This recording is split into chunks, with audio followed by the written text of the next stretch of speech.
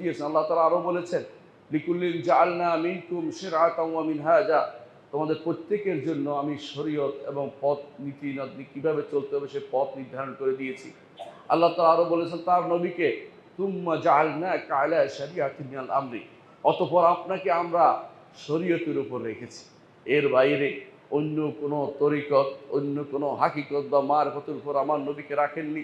আল্লাহ তাআলা বলছেন, তুম্মা জাআলনাকা আলা শারিআতিন মিনাল আমরি, অতঃপর আমরা আপনাকে শরীয়তের উপর রেখেছি।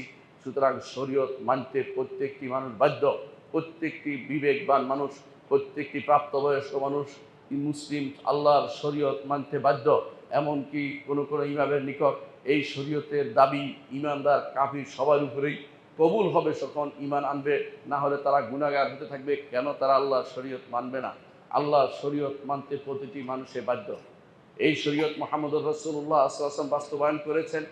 তার একটা রাষ্ট্র ছিল, সেটা মদিনা রাষ্ট্র। সেই রাষ্ট্রে তিনি আল্লাহর শরীয়ত বাস্তবায়ন করে দেখিয়েছেন। শান্তি, অনাবিল শান্তিতে পরিপূর্ণ হয়ে গিয়েছিল। এই শরীয়ত বাস্তবায়ন করেছেন খোলাফায়ে রাশেদা, আবু বকর, ওমর, ওসমান, আলী, তারা এই আল্লাহর শরীয়ত বাস্তবায়ন করেছেন। আর কোনো দিকে তারা হাত বাড়াননি। সেজন্য শান্তিতে ভরপুর ছিল। এই শরীয়তের উপরে চলেছে বনি উমাইয়ারা। বনি উমাইয়ারা আল্লাহর শরীয়তে বাস্তবায়নের ক্ষেত্রে কোনো ছাড় দেয়নি। নিজেরা ভুল ভ্রান্তি করেছে, কিন্তু শরীয়তের ব্যাপারে কোনো ছাড় দেয়নি।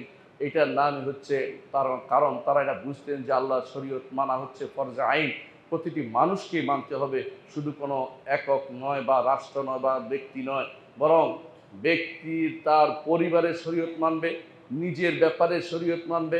আল্লাহ তাআলা বলছেন, আল্লাহ তাআলা কোরআন কারীমে বলছেন, কু আনফুসাকুম ওয়া আহলিকুম নারা, নিজে বাঁচাও, পরিবারকে বাঁচাও। বাঁচতে হলে আল্লাহর শরীয়তকে ধারণ করতে হবে। আল্লাহর শরীয়তকে ধারণ না করার কারণে আমাদের মধ্যে আজ যত রকমের অশান্তি বিরাজ করছে। পরিবারেও আপনার আল্লাহর শরীয়ত বাস্তবায়ন করতে হবে, এবং সমাজেও, এবং বিচার ব্যবস্থাও, রাষ্ট্রতেও, সব জায়গাতে যে আল্লাহর শরীয়ত বাস্তবায়িত থাকতো, তাহলে আর কারো এই অশান্তি যে জিনিসটা সারা দুনিয়াতে বিরাজ করছে তা থাকতো না।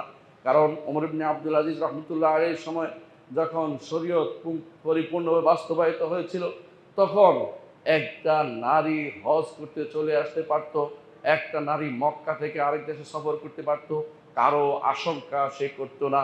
আল্লাহর শরীয়ত বাস্তবায়িত হলে দেশের দেশের যে সম্পদ বিদেশে লুট হয়েছে সেগুলির শাস্তি যথাযথ বাস্তবায়িত হতো। আল্লাহর শরীয়ত বাস্তবায়িত হলে একে অপরের প্রতি আক্রমণ করার সাহস করতো না। আল্লাহর শরীয়ত বাস্তবায়িত হলে তথাকথিত মব সৃষ্টির সুযোগ থাকতো না। আল্লাহর শরীয়ত বাস্তবায়িত হলে মানুষ আল্লাহর দ্বীনকে ভালোবাসতো, এবং মানুষ মনে করতো তারা কত শান্তিতে বসবাস করছে। একটি ব্যভিচারের শাস্তি যদি আজ বাস্তবায়িত হয়, দেখবেন যে লক্ষ লক্ষ অপরাধী ঘরে ঢুকে গেছে।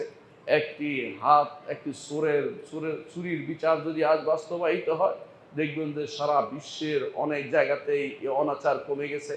একটি দেশে আমরা বসবাস করে এসেছি, 15 বছর ছিলাম, যে দেশে আল্লাহর শরীয়তে শুধু হুদুদগুলো জারি আছে, তাতেই শান্তি যা দেখেছি, আমাদের জীবনে সেটা কোনোদিন ভুলতে পারবো না।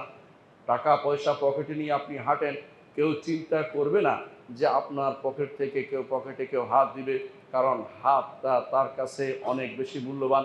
পকেটে হাত দিয়ে হাত খোয়ানোর চিন্তা সে ব্যক্তি করবে না। আপনি ভালো করেই বুঝেন, আল্লাহর শরীয়ত যদি বাস্তবায়িত হয়, তাহলে এই মাদকতায় দেশ ভরে যাবে না। আল্লাহর শরীয়ত বাস্তবায়িত হলে হেরোইনে দুনিয়া ভর্তি হবে না। মাদক দিয়ে আজ যুব সমাজ নষ্ট হয়ে যাচ্ছে।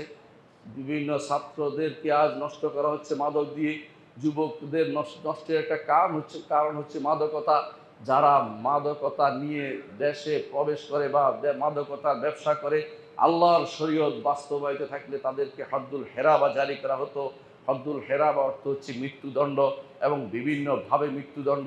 যারা দুনিয়ার বুকে ফাসাদ সৃষ্টি করতে চায়, আল্লাহ তাআলা তাদেরকে কোনোদিন ছাড় দেননি। আল্লাহ বলে দিয়েছেন, ইন্নামা জাযাউল লাযিনা ইউহারিবুনাল্লাহ ওয়া রাসূলাহু ওয়া ইয়াসআউনা ফিল আরদি ফাসাদান আন ইউকাত্তালু আও ইউসাল্লাবু আও তুকাত্তা আইদিহিম ওয়া আরজুলুহুম মিন খিলাফিন আও ইউনফাউ মিনাল আরদ যালিকা লাহুম খিজয়ুন ফিদ দুনিয়া ওয়া লাহুম ফিল আখিরাতি আযাবুন আযীম। আল্লাহ তাআলা বলছেন যে যদি যারা দুনিয়ার বুকে ফিতনা ফাসাদ তৈরি করতে চায়, ফিতনা ফাসাদের মূলোৎপাটন করার জন্য আল্লাহর একটি বিধানে যথেষ্ট, সেটা হচ্ছে হেরাবা।